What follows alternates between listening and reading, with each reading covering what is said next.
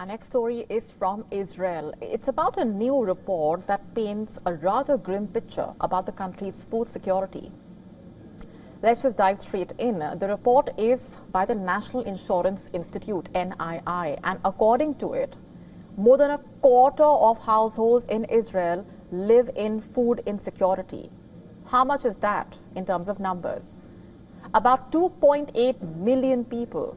And here's the other part to this. Of this, over 1 million are children.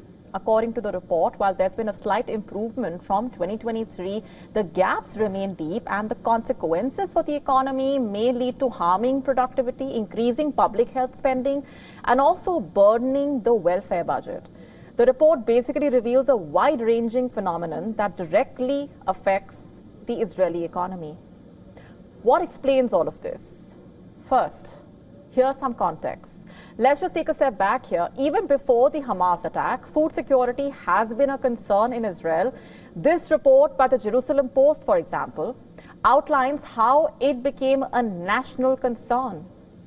It also talks about the vulnerabilities in Israel's food security system with a mix of factors at play, including reliance on labor from foreign workers. Just to break this down further, according to it, even before the October 7 attacks, particularly at the start of the COVID-19 pandemic in 2020, food security in Israel increased in importance as it became a focal point of national concern. So add to that the current war along with the pandemic and also add climate change to the mix. So that's what the country has been dealing with. And the result has been challenges to the food production and distribution systems, just to put this simply. The war, of course, marked a crucial turning point for the country's food security.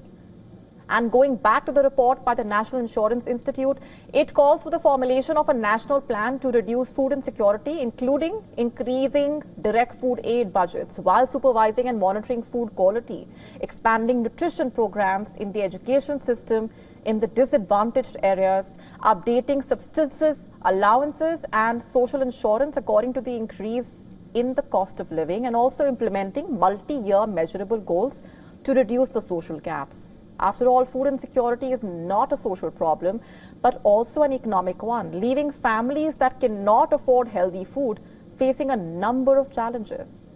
To stay up to speed with the latest news, download the WION app and subscribe to our YouTube channel.